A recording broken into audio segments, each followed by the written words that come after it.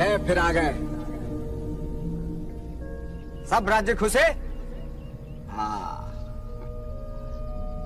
तेरे को क्या लगता था कि नहीं लौटेंगे? गलत। जब तक तोड़ेंगे नहीं तब तक छोड़ेंगे।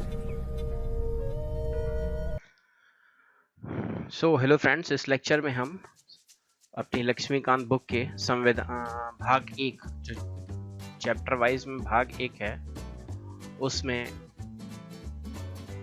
संवैधानिक ढांचा कॉन्स्टिट्यूशनल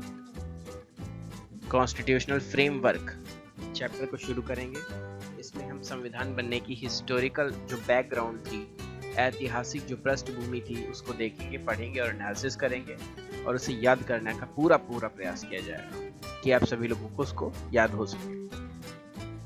उसके अगले लेक्चर में हम संविधान का निर्माण कवर करेंगे, फिर विशेषताएं, प्रस्तावना, ठीक है। उसके बाद हम फंडामेंटल राइट्स में आएंगे और डीपीएसपी पिछले लेक्चरों में हो चुका है, वो आप लिस्ट में जाके देख सकते हैं। तो ये 3 चैप्टर हमारे मोस्ट इंपॉर्टेंट है। तो चलिए शुरू करते हैं। ऐतिहासिक पृष्ठभूमि है ना, हिस्टोरिकल बैकग्राउंड क्या था, हमारा इतिहास बना, हमारा संविधान बना, तो उसका ऐतिहासिक बैकग्राउंड उसमें क्या था, क्या पोजीशन थी, भारत की स्थिति क्या थी, क्या दबाव था, कैसे बनना था, ये सब चीजें थी, ये हम इसमें पढ़ेंगे। तो भारत में ब्रिटिश 1600 ईस्वी में ईस्ट इंडिया कंपनी के रूप में व्यापार करने आए थे, ठीक है, ये सबको पता है। महारानी एलिजाबेथ प्रथम के चार्टर द्वारा उन्हें भारत में व्यापार करने के विस्तृत अधिकार प्राप्त थे। कंपनी, जिसके कार्य अभी तक सिर्फ व्यापारिक कार्यों तक ही सीमित थे, ने 1765, इस डेट को आप याद रखिए, 1765 में बंगाल, बिहार और उड़ीसा के दीवानी अर्थात राजस्व एवं दीवानी न्याय के अधिकार प्राप्त कर लिए। इसके तहत भारत में उसकी क्षेत्रीय शक्ति बनने की प्रक्रिया प्रारंभ हो गई। क्षेत्रीय शक्ति बनने लगे, ये लोग आए थे व्यापार करने, लेकिन यहाँ पे एडमिनिस्ट्रेशन करने लगे। 1858 में सिपाही विद्रोह के परिणाम स्वरूप ब्रिटिश ताज क्राउन ने भारत का शासन का उत्तरदायित्व प्रत्यक्षतः अपने हाथों में ले लिया। यह शासन 15 अगस्त 1947 में भारत की स्वतंत्रता प्राप्ति तक अनवरत रूप से जारी रहा। मतलब 1858 से 1947 तक क्राउन के अंडर में शासन चला। स्वतंत्रता मिलने के साथ ही भारत में एक संविधान की आवश्यकता महसूस हुई, है ना। जैसे ही स्वतंत्रता मिली, मिलते संविधान बनाने की बात चलने लगी थी। तो 1934 में ही देखिए, एम.एन. राय थे, इनका नाम याद रखिएगा। एम.एन. राय भारत में साम्यवाद आंदोलन के जो प्रणेता हैं ने सुझाव दिया था, क्या दिया था, अमल लाने के उद्देश्य से 1946 में एक संविधान सभा का गठन किया गया। जो उन्होंने सुझाव दिया था उसी को अमल लाने के लिए 1946 में एक संविधान सभा का गठन किया गया और 26 जनवरी 1950 को संविधान अस्तित्व में आया। तो हमारा किस दिन लागू हुआ है? 26 जनवरी 1950 को। यद्यपि संविधान और राज्य व्यवस्था की अनेक विशेषताएं ब्रिटिश शासन से ग्रहण की गई थी, तथापि ब्रिटिश शासन में कुछ घटनाएं ऐसी थी जिनके कारण ब्रिटिश शासित भारत में सरकार और प्रशासन की विधिक रूपरेखा निर्मित की गई, है ना। अनेक विशेषताएं ब्रिटिश शासन से ग्रहण की गई, तथापि ब्रिटिश शासन में कुछ घटनाएं ऐसी थी जिनके कारण ब्रिटिश शासित भारत में सरकार और प्रशासन की विधिक रूपरेखा निर्मित की गई। मतलब एक रूपरेखा निर्मित की गई, लेजिस्लेटिव, एक जुडिशियल तरीके से शासन किया था ब्रिटिश ने। इन घटनाओं ने हमारे संविधान और राजतंत्र पर गहरा प्रभाव डाला। तो जैसे इन्होंने शासन किया था हमारे राज्य पे, वही बहुत बड़ा इफेक्ट डाल गया है हमारे संविधान के बनने में। इन घटनाओं ने हमारे संविधान और राजतंत्र पर गहरा प्रभाव डाला। इन घटनाओं का क्रमवार ब्यौरा निम्नानुसार है। तो देखते हैं क्या क्या इन पे इफेक्ट, इनके शासन ने हमारे ऊपर इफेक्ट डाला। तो सबसे पहला कौन सा आया था? कंपनी का शासन 1773 से 1858। तो इसके अंतर्गत देख लेते हैं कौन कौन से रूल और रेगुलेशन आए, है ना। तो सबसे पहला क्या आया था? 1773 का रेगुलेटिंग एक्ट। ये रेगुलेटिंग एक्ट बहुत ही इंपॉर्टेंट है, एग्जाम्स में पूछा ही जाता है ना। तो 1773 का रेगुलेटिंग एक्ट था। इस अधिनियम का अत्यधिक संवैधानिक महत्व है, बहुत ही संवैधानिक महत्व है। पहला क्या है? भारत में ईस्ट इंडिया कंपनी के कार्यों को नियमित और नियंत्रित करने की दिशा में ब्रिटिश सरकार द्वारा उठाया गया यह पहला कदम था। तो पहला कदम क्या था?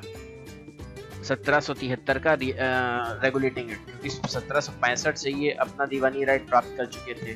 तो इतने वर्षों बाद, लगभग 8 सालों बाद इनके लिए इंग्लैंड से लॉ आया रेगुलेटिंग एक्ट, जिसमें नियमित और नियंत्रित करने का कार्य किया गया।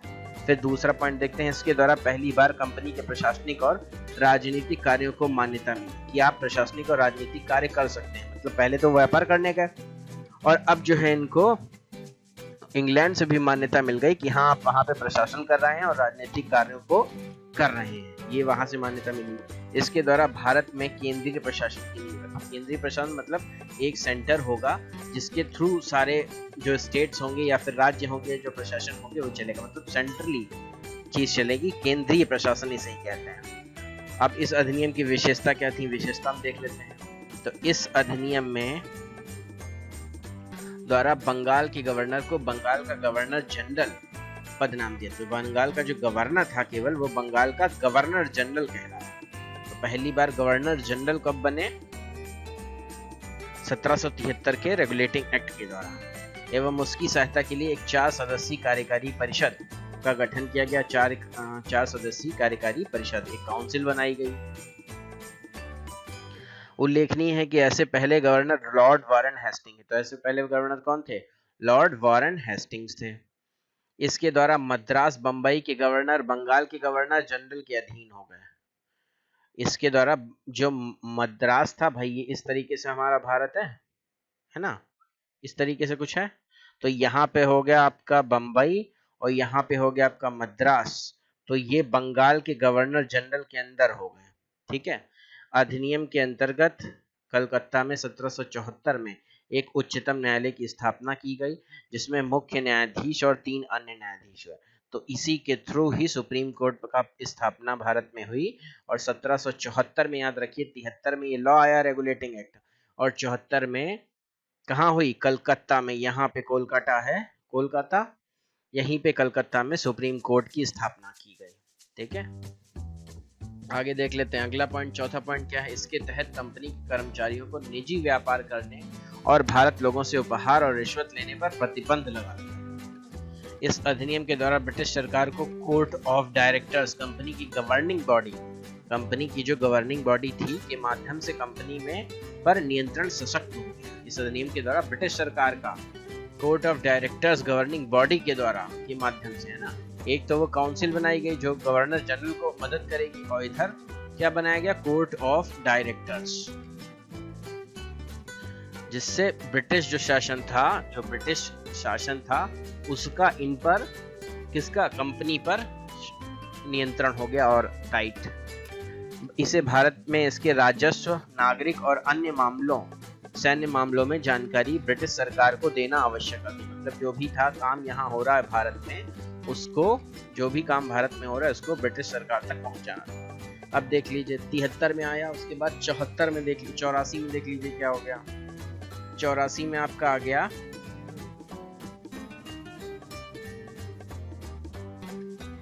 84 का पिट्स इंडिया एक्ट आ गया। अब पिट्स भाई साहब ने क्या किया? रेगुलेटिंग एक्ट 1773 की कमियों को दूर करने के लिए ब्रिटिश संसद ने एक संशोधित अधिनियम 1781 में पारित किया, जिसे एक्ट ऑफ सेटलमेंट के नाम से जाना जाता है ना। ये क्या है? इसके बाद क्या आ गया? Act of settlement. इसके बाद एक अन्य महत्वपूर्ण अधिनियम पिट्स इंडिया एक्ट आया, जो 1784 में अस्तित्व में आया। तो अधिनियम की विशेषता, पहले तो एक्ट ऑफ सेटलमेंट आया, तो अगर सीरीज में लगाने को भी आपको कहते हैं तो 1773 ये क्या है? रेगुलेटिंग एक्ट है। फिर उसके बाद 1781 ये क्या हो गया? Act of settlement. और फिर उसके बाद आया 1784 ये क्या हो गया? Pitt's India act. तो इस तरीके से आप सीरीज भी लगा सकते हैं। 1784 में अस्तित्व में आया, और इस अधिनियम की विशेषताएं क्या थी देख लेते हैं। इससे कंपनी के राजनैतिक, इससे क्या हुआ? कंपनी के राजनैतिक और वाणिज्यिक कार्यों को पृथक कर दिया। तो देखिए पहले एक ही कार्य, पहले क्या हुआ था? 1773 के रेगुलेटिंग एक्ट में केवल जो कंपनी कार्य करने लगी थी, राजनीतिक और प्रशासनिक और वाणिज्यिक, उनको मान्यता मिली थी, लेकिन इसमें अलग अलग कर दिया गया कि ये कार्य अलग करेंगे आप, ये कार्य कोर्ट ऑफ डायरेक्टर करेंगे, मतलब अलग अलग कर दिया। इससे निदेशक मंडल को कंपनी के व्यापारिक मामलों के अधीक्षण की अनुमति तो दे दी, लेकिन राजनीतिक मामलों के प्रबंधन के लिए नियंत्रण बोर्ड, बोर्ड ऑफ कंट्रोल नाम से एक नए निकाय का गठन कर दिया गया। तो जो राजनीतिक मामले थे उसके लिए बोर्ड ऑफ कंट्रोल बना दिया गया, और बोर्ड ऑफ कंट्रोल बना दिया गया। निदेशक मंडल को कंपनी के व्यापारिक मामलों के अधीक्षण की और निदेशक मंडल कौन था हमारा? Court of director.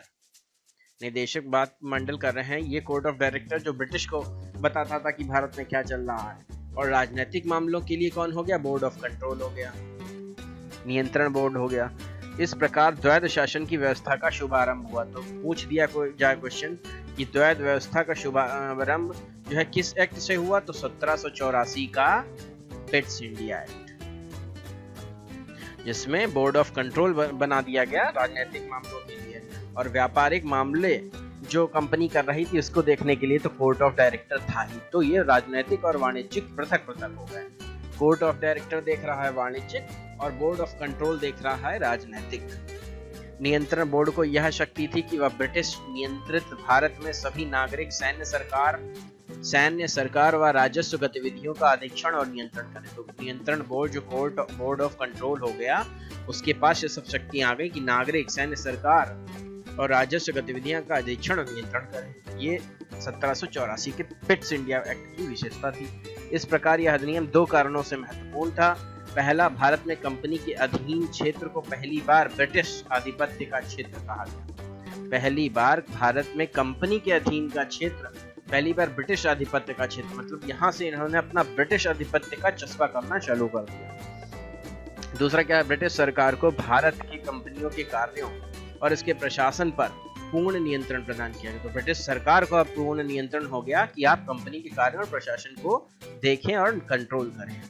ये हो गया आपका 1784 का पिट्स इंडिया एक्ट। अब देख लीजिए 1833, मतलब ये इतने दिनों तक तो व्यवस्था सही चलती रही। 1784 से अब 1833, लगभग 50 सालों बाद क्या हुआ? 1833 का चार्टर अधिनियम। मतलब वो दो तो शुरुआत में केवल चस्पा करने के लिए आए थे कि पहले तो हमने कंपनी को मान्यता दी।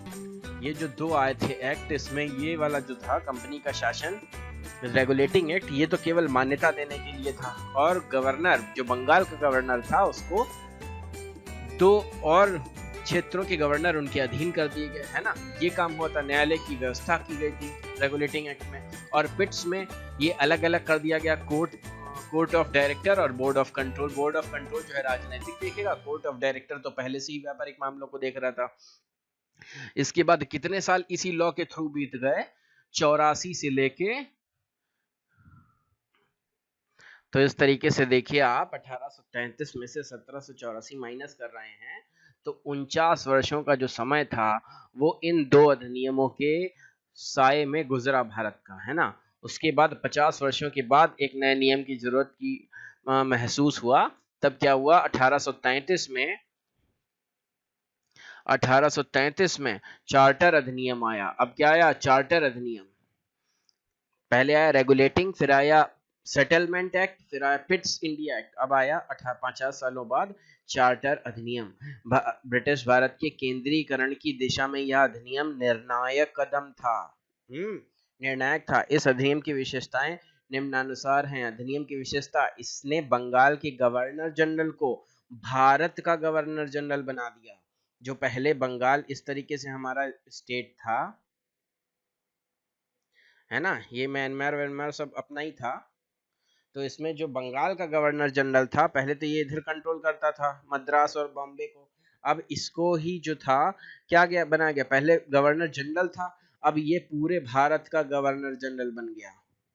भारत का गवर्नर जनरल कहलाया जाने लगा, जिसने सभी नागरिकों और सैन्य शक्तियां निहित थी, जिसमें सभी नागरिक और सैन्य शक्तियां निहित थी। इस प्रकार इस अधिनियम में पहली बार एक ऐसी सरकार का निर्माण किया जिसका ब्रिटिश कब्जे वाले संपूर्ण भारतीय क्षेत्र पर पूर्ण नियंत्रण हो। तो ऐसी सरकार बनी जिसने पूरे ब्रिटिश कब्जे वाले संपूर्ण भारत पर अपना नियंत्रण कर लिया। लॉर्ड विलियम बेंटिक भारत के प्रथम गवर्नर जनरल थे। तो भारत के प्रथम ब्रिटिश इंडिया के पहले गवर्नर जनरल कौन थे? Lord William Bentinck. इसने मद्रास और बंबई के गवर्नरों को विधायिका संबंधी शक्ति से वंचित कर दिया। मतलब अब मद्रास और बंबई के गवर्नर विधायिका मतलब लेजिस्लेटिव कानून नहीं बना सकते हैं। वो जो बनाएगा वो बंगाल का गवर्नर जनरल ही बनाएगा। ठीक है ना। तो ये दूसरा इसकी विशेषता थी। किस एक्ट की? चार्टर अधिनियम 1833। भारत के गवर्नर जनरल को पूरे ब्रिटिश भारत में विधायिका के असीमित अधिकार प्रदान कर दिए गए। मतलब इनको अनलिमिटेड पावर्स दे दी गई। इसके अंतर्गत पहले बनाए गए कानूनों को नियामक कानून कहा गया और नए कानूनों के तहत बने कानूनों को एक्ट या अधिनियम कहा गया। तो पहले तो नियामक कानून थे। अब यहाँ से 1833 के चार्टर अधिनियम से इसको क्या कहने जाने लगा? एक्ट और अधिनियम। यहीं से अधिनियम वर्ड की शुरुआत हुई और अब से आगे जो नियम बन रहे हैं भारत के गवर्नर जनरल द्वारा जो बंगाल में बैठ रहे हैं बेंटिक साहब, ये अधिनियम और एक्ट बनाने लगे। ईस्ट इंडिया कंपनी की एक व्यापारिक निकाय के रूप में की जाने वाली गतिविधियों को समाप्त कर दिया गया। ईस्ट इंडिया कंपनी की एक व्यापारिक निकाय के रूप में की जाने वाली गतिविधियों को समाप्त कर दिया। अब आप व्यापारिक तरीके से कार्य नहीं कर पाएंगे। अब यह विशुद्ध रूप से प्रशासकीय निकाय बन गया। जो ईस्ट इंडिया कंपनी के अधिकारी और वहां के जो ऑफिसर्स थे, अब वो सीधे प्रशासनिक निकाय बन गए। अब व्यापारिक निकाय उनका समाप्त हो गया, प्रशासनिक बन गया। इसके तहत कंपनी के अधिकार वाले क्षेत्र ब्रिटिश राजशाही और उसके उत्तराधिकारियों के विश्वास के तहत ही कब्जे में रह गए।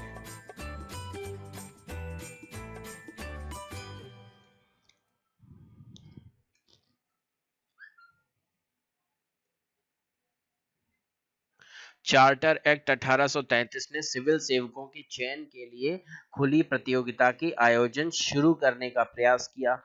इसमें कहा गया कि कंपनी में भारतीयों को किसी पद, कार्यालय और रोजगार को हासिल करने से वंचित नहीं किया जाएगा। हालांकि कोर्ट ऑफ डायरेक्टर्स के विरोध के कारण प्रावधान को समाप्त कर दिया गया। मतलब 1833 में पहली बार प्रयास किया गया था कि भारतीयों को सिविल सेवा के थ्रू हम ऑफिसर्स बनाएंगे, पर कोर्ट ऑफ डायरेक्टर्स जो थे, जो कि ब्रिटिश को बताते थे कि भारत में क्या चल रहा है, उन्होंने इस पर आपत्ति कर दी। अब अगला प्रावधान देख लेते हैं। अगला चार्टर अधिनियम 1853 का चार्टर अधिनियम।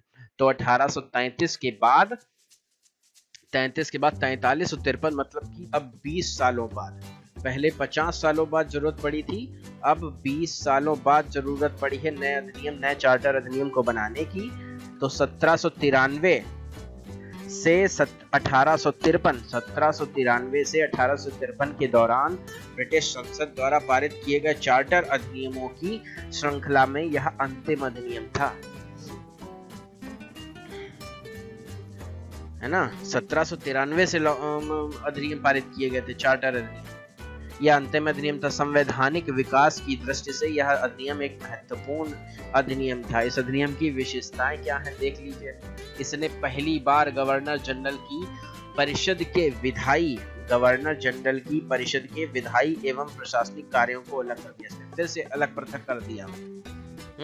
इसके तहत परिषद में 6 नए पार्षद और जोड़े गए। इसमें 6 पार्षद और जोड़े गए। किसमें? काउंसिल में, जो बोर्ड ऑफ काउंसिल थी उसमें 6 सदस्य और जोड़े गए और इन्हें विधान पार्षद कहा गया। इस दूसरे शब्दों में इसने गवर्नर जनरल के लिए नई विधान परिषद का गठन किया, जिसे भारतीय केंद्रीय विधान परिषद कहा गया। परिषद की इस शाखा ने छोटी संसद की तरह कार्य किया।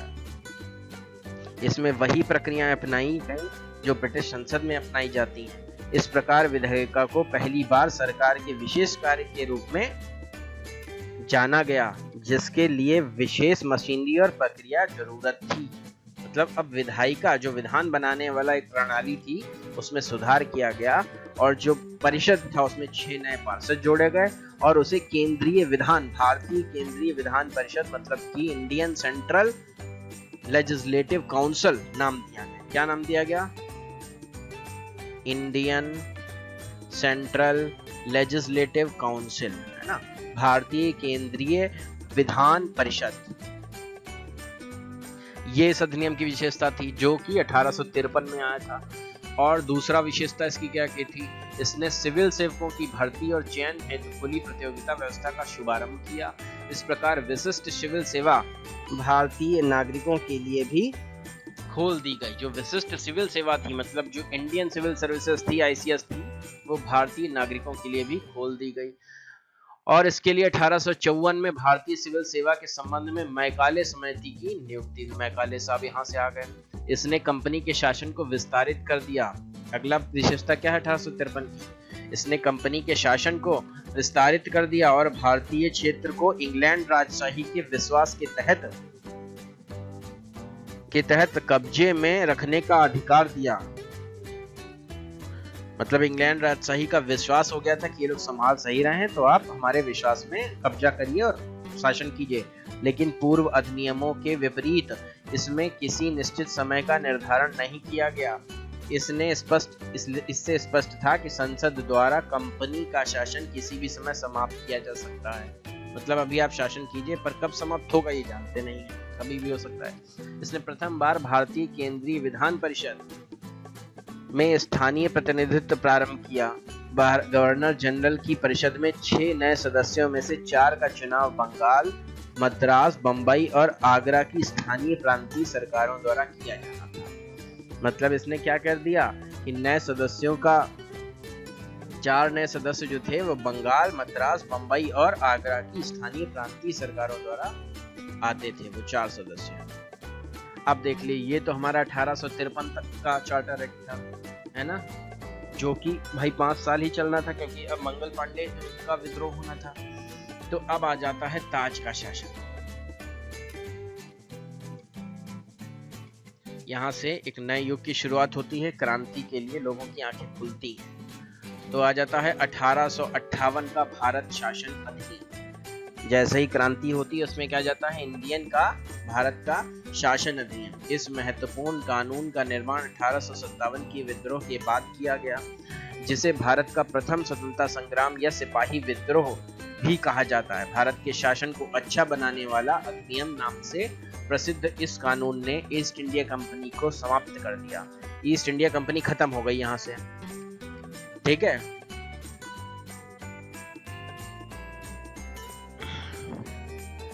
और गवर्नर और क्षेत्रों राजस्व संबंधी शक्तियां ब्रिटिश राजशाही को हस्तांतरित कर दी। बात समझ रहे हैं। और जो गवर्नर थे, क्षेत्र थे और राजस्व संबंधी शक्तियां वो ब्रिटिश राजशाही को हस्तांतरित हो गई। अधिनियम की विशेषताएं क्या हैं? इसके तहत भारत का शासन सीधे महारानी विक्टोरिया के अधीन चला गया। गवर्नर जनरल का पदनाम बदलकर वायसराय कर दिया गया। तो वायसराय हो गए, मतलब कि अब वाय मतलब वाया हो गए, मतलब इनके वाया थ्रू, जैसा नहीं कहते हैं उसके via through, Agra via Delhi जा रहे हैं, वाया आगरा दिल्ली जा रहे हैं, तो वही बात हो गया। वायसराय के थ्रू वाया वहां से महारानी विक्टोरिया के थ्रू शासन होने लगा भारत पर, और ईस्ट इंडिया कंपनी को उसके अस्तित्व को समाप्त कर दिया गया। वह वायसराय भारत में ब्रिटिश ताज का प्रत्यक्ष प्रतिनिधि बन गया। लॉर्ड कैनिंग भारत के प्रथम वायसराय बने। विलियम बेंटिंग कौन बने? भारत के प्रथम गवर्नर जनरल। और वॉरेन हेस्टिंग्स कौन बने? बंगाल के प्रथम गवर्नर जनरल। और भारत के वायसराय पहले कौन बने? Lord Canning. इस अधिनियम ने नियंत्रण बोर्ड और निदेशक कोर्ट समाप्त कर भारत में शासन की द्वैध प्रणाली समाप्त कर दी। यहाँ पर इन्होंने नियंत्रण बोर्ड और निदेशक कोर्ट को समाप्त कर दिया। ये भी समाप्त कर दिया, ईस्ट इंडिया भी समाप्त कर दिया और वायसराय डाल दिए सीधे। एक नए पद भारत के राज्य सचिव का सृजन किया, जिसमें भारतीय प्रशासन पर संपूर्ण नियंत्रण की शक्ति निहित थी। यह सचिव ब्रिटिश कैबिनेट का सदस्य था। बताइए, वहीं पर ही डायरेक्ट सारी चीजें चली गईं और भारत का राज्य सचिव बना दिया गया। ब्रिटिश अंततः संसद के प्रति उत्तरदायी थी। जो वहां की ब्रिटिश थी वो संसद के प्रति उत्तरदायी थी। और क्या हुआ इस 1858 का भारत शासन अधिनियम में? भारत सचिव की सहायता के लिए 15 सदस्यीय परिषद। अब देखिए, वही कोर्ट ऑफ डायरेक्टर्स हटा दिए गए, बोर्ड कंट्रोल हटा दिए गए, और यहाँ पे भारत सचिव, जो राज्य सचिव था, उसके लिए 15 सदस्यीय परिषद का एक गठन किया गया, जो एक सलाहकार समिति थी। परिषद का अध्यक्ष भारत सचिव को बनाया गया। परिषद का अध्यक्ष कौन था? इस परिषद का अध्यक्ष कौन था? भारत का राज्य सचिव। इस कानून के तहत भारत सचिव को परिषद का गठन किया गया, जो एक निगमित निकाय थी और जिसे भारत और इंग्लैंड में मुकदमा करने का अधिकार था। इस पर भी मुकदमा किया जा सकता था। इस परिषद पे भी मुकदमा हो सकता था। 1858 के कानून का प्रमुख उद्देश्य प्रशासनिक मशीनरी में सुधार था, जिसके माध्यम से इंग्लैंड में भारतीय सरकार का अधीक्षण और उसका नियंत्रण हो सकता था। इसने भारत में प्रचलित शासन प्रणाली में कोई विशेष परिवर्तन नहीं किया, मतलब चलता वही रहा, लेकिन एक स्ट्रक्चर जो है वो पूरी तरीके से भारत शासन अधिनियम 1858 के थ्रू चेंज कर दिया गया। अब अगले 3 अधिनियम और आए। भारत परिषद अधिनियम, भारत शासन अधिनियम में आया। उसके बाद 3 और आए। भारत परिषद अधिनियम 1861, 1892, है ना। 1861 मतलब जस्ट 3 साल बाद। फिर उसके बाद 61 के बाद 71 और 81 और 91 मतलब फिर 31 साल बाद आया। और फिर 1909 में आया, है ना। मतलब कि 17 साल बाद आया। तो इस तरीके से 1858 की महान क्रांति के बाद ब्रिटिश सरकार ने महसूस किया कि भारत में शासन चलाने के लिए भारतीयों का सहयोग लेना आवश्यक है। इस सहयोग नीति के तहत ब्रिटिश संसद ने 1861, 1892 और 1909 में 3 नए अधिनियम पारित किए। 1861 का भारत परिषद अधिनियम भारतीय संवैधानिक और राजनीतिक इतिहास में एक महत्वपूर्ण अधिनियम था। देख लेते हैं क्या है 1861 का भारत परिषद अधिनियम की विशेषताएं इसकी क्या हैं। तो इसके द्वारा कानून बनाने की प्रक्रिया में भारतीय प्रतिनिधियों को शामिल करने की शुरुआत की। भारतीय प्रतिनिधियों को कानून बनाने के लिए इन्वॉल्व किया गया। इस प्रकार वायसराय कुछ भारतीयों को विस्तारित परिषद में गैर सरकारी सदस्यों के रूप में नामांकित कर सकता है। 1862 में लॉर्ड कैनिंग ने 3 भारतीय बनारस के राजा, पटियाला के महाराजा और सर दिनकर राव को विधान परिषद में मनोनीत किया। मतलब कि एक विस्तारित परिषद जिसमें मनोनीत सदस्य होंगे वायसराय के द्वारा। इस अधिनियम ने मद्रास और बंबई प्रेसिडेंसियों को विधायी शक्तियां पुनः देकर विकेंद्रीकरण की प्रक्रिया की शुरुआत। फिर विकेंद्रीकरण हुआ कब? 1861 के परिषद अधिनियम द्वारा। इस प्रकार अधिनियम ने रेगुलेटिंग एक्ट 1773 द्वारा हुई केंद्रीकरण की प्रवृत्ति को उलट दिया और 1833 के चार्टर अधिनियम के साथ ही 1833 के चार्टर अधिनियम के साथ ही अपने चरम पर पहुंच गया। तो ये जो 1833 का चार्टर अधिनियम था उसी के जो नियम थे जिसमें बोर्ड ऑफ कंट्रोल और बोर्ड ऑफ डायरेक्टर और काउंसिल था, उसी के साथ अपने चरम पर पहुंचा। इस विधायी विकास की नीति के कारण 1937 तक प्रांतों को संपूर्ण आंतरिक स्वायत्तता हासिल हो गई। 1937 तक क्या हुआ? जितने भी अलग अलग प्रांत थे, मद्रास प्रांत, बंगाल प्रांत, है ना, और हैदराबाद रियासत, इन सबको अपनी स्वायत्तता हासिल हो गई। बंगाल उत्तर पश्चिम सीमा प्रांत और पंजाब में क्रमशः 1862, 66 और 97 में विधान परिषदों का गठन भी हो गया। विधान परिषद का गठन हुआ। इसने वायसराय को परिषद में कार्य संचालन के लिए अधिक नियम आदेश बनाने की शक्तियां प्रदान की। इसने लॉर्ड कैनिंग द्वारा 1859 में प्रारंभ की गई पोर्टफोलियो प्रणाली को भी मान्यता दी। इस नियम में इसके अंतर्गत वायसराय की परिषद का एक सदस्य एक या अधिक सरकारी विभागों का प्रभारी बनाया जा सकता था और उसे इस विभाग में काउंसिल की ओर से अंतिम आदेश पारित करने का अधिकार था। मतलब ये जो सदस्य था वो काउंसिल की ओर से कोई भी आदेश पारित कर सकता था। इसने वायसराय को आपातकाल में बिना काउंसिल की संस्तुति के अध्यादेश जारी करने के लिए अधिकृत किया। ऐसे अध्यादेश की अवधि मात्र 6 माह होती है। मतलब कि जो आपातकाल हम 356 के आर्टिकल में अपने इस संविधान में देखते हैं वो उसकी शुरुआत लगभग यहाँ से हुई थी, जब वायसराय को आपातकाल में बिना संस्तुति के अध्यादेश जारी करने की शक्ति मिली थी, है ना। 1861 का भारत परिषद अधिनियम के तहत ये चीजें हुई थी। अब 1892 में देख लेते हैं। 1892 के अधिनियम जो आया था, इसकी क्या विशेषताएं थी?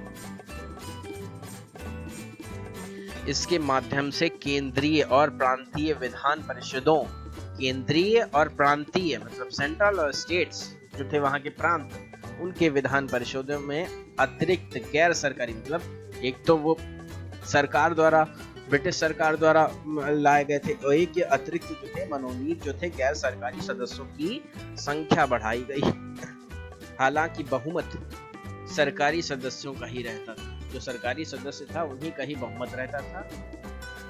इसने विधान परिषद के कार्यों में वृद्धि कर उन्हें बजट पर बहस करने और कार्यपालिका के प्रश्नों का उत्तर देने के लिए अधिकृत किया।